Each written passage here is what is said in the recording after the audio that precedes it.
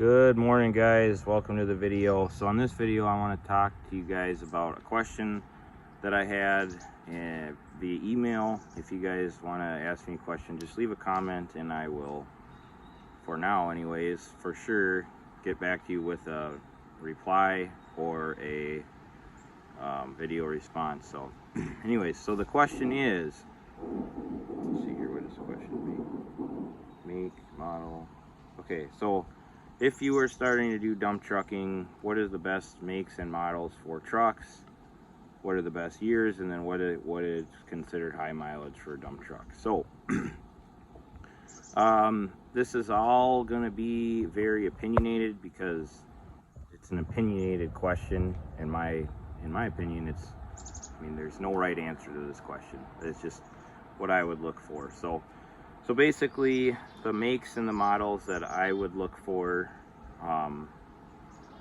because of, if you guys have watched my recent videos, I like to fix trucks when they break and not just get rid of trucks. So I like to stick with trucks that hold up. So I have trucks that are 20 years old and there's nothing wrong with them on the inside of the truck. I mean, there is, but then I have trucks that are 10 years old and they're like hanging on by a thread with just the interior and stuff like that. And I understand that, and I'm specifically talking about Freightliner, but there are like Freightliner classics. It's they have a better interior than, but just generally speaking, if you're going for something like that. But for myself, it holds up better. I like to fix things. I like to replace things. I don't like to throw things away. So I'm going to stick with like Kenworth or Peterbilt's, or Western Stars. Those are the trucks that I like those trucks. I have all three types and I just like them. So if I was just getting started, these wouldn't come into play as much. It would just be more what's going to be a reliable truck.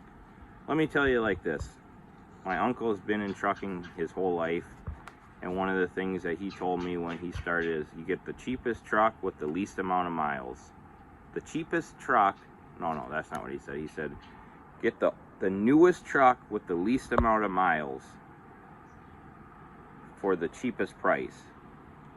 And I think that's a really good advice. The only problem is now with emissions, that's not, I don't agree with that anymore because of emissions. So that used to be the case. So now I feel like you want a proven truck, an older truck that's proven, that you can get something and you can research the engine that you want and kind of know what the problems are. Like I have a dump truck, my only dump truck, by the way. So you're asking me a dump truck question. I only have one.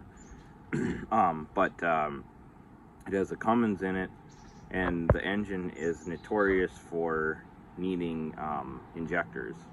So it's like, it shouldn't be a surprise when an injector goes out on the truck. It's just something that's notorious with the truck. Now, do you have a mechanic that can fix that? Do you have a dealership that can fix that? How much downtime are you going to have because of a simple injector? The place that I bought it from, they have their own mechanics that work on their own equipment, and it was a cement or a ready mix company that owned their own gravel pits, and then they have their own dump trucks, and then they have their own ready mix trucks, and then whatever else they do, they have too. So, but their mechanics basically can rip the engine apart and put injectors in it. They said in like 3 to 4 hours.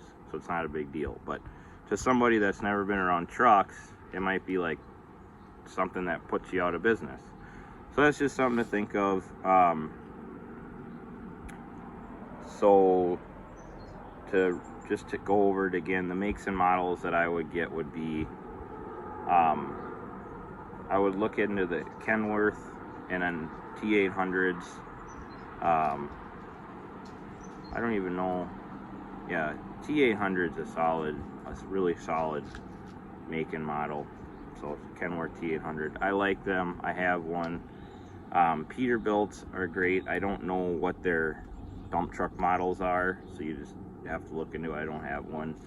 And then you know, that's just what I would recommend. I that's what I prefer. I wouldn't recommend them. I just prefer. The years, again, very opinionated, but I would stay with a 2007 or older, and the reason for that is because a lot of dump truck jobs, you idle a lot. There's a lot of sitting around and waiting, and a lot of the emissions do not do well with idling. Now maybe like the newer stuff, like the 2020 or the 2019 or 18, that kind of stuff might do okay with emissions. I don't know. I'm hoping that the stuff's improving, but if you're looking for, like, if you're trying to ball on a budget like I do, and you're gonna get something like 2010, 2012, 2013, 2014, they didn't have that stuff figured out yet, and they were kind of like the trial years of trucking. And actually, the trucks are a lot heavier, not heavier duty, just heavier because of all the crap that they had to put into these trucks. And they're already, you know, so like in the state of Minnesota, you can, a good quad can gross 18 ton or net 18 ton. That's what their payload is. And a lot of these newer trucks are 1,000 to 2,000 pounds heavier, so they're only able to haul 17 ton in the state of Minnesota. So it's like the payload's down, they're having issues with them, and it's just it is what it is. Get out of there. Go. So that's the years. I would stay with 2007 or later. If you're just getting into this game, and I would also say don't be afraid of old trucks. They're just simple, and they're reliable. One thing about the newer trucks that I like is they are super comfortable. Like, they're way more comfortable. So that's one bummer about the older trucks. And then the mileage, if you look at like online auctions, you'll see that a lot of cement mixing trucks, they kind of phase them out at 200,000 miles, because these heavy spec trucks are doing things that a normal tractor trailer aren't doing. So they do break and break down and wear out faster on the mileage side. But it's all relative. So to give you an idea, my dump truck that I have, I bought it, I believe it had like 700 or 800,000 miles on it. But I had a what is it called? A truck record, the record of the truck, you know, like all the maintenance files of the truck. It was like 3 inches thick probably, or 4 inches thick, with all the different things they did. So all the stuff that, you know, they've replaced a lot of the parts on the truck and in the engine and everything. They don't ever do full rebuilds, but what they do is they whatever's wrong, they fix that one thing, and then they put the engine back together because they have their own mechanics. So that's what they did. So I feel pretty confident with this truck that's got high miles on it, because it's still tight. I mean, it hasn't given me really too many problems, and then it's very comfortable to drive. It has Cholmer suspension. I'd recommend that. It'd be great if you could get an air ride truck, but that Cholmer suspension ride is pretty dang nice, so I'd recommend that. Some of those Macs are pretty rough riding trucks, and especially if you're gonna go new, they still try to push the frame or the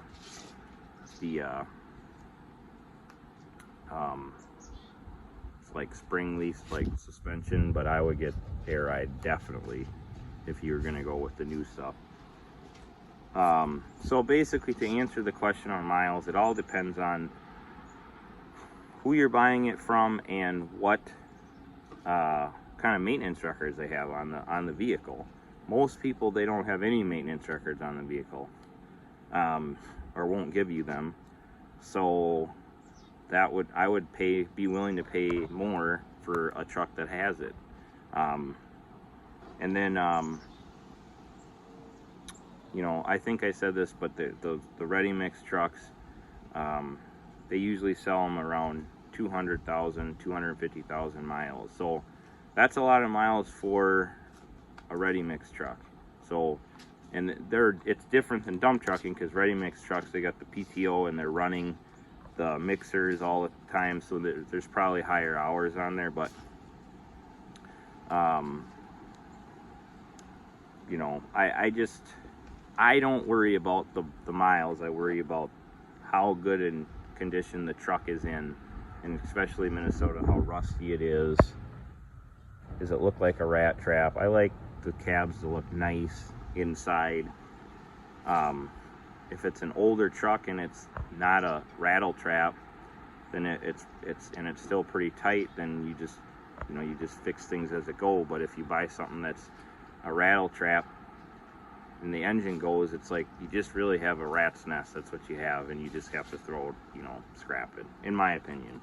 So like I said, I hate kind of doing these real opinionated videos, but if whoever asked that question, if this sparks more questions for you, just let me know and I'll try to do another video. Peace.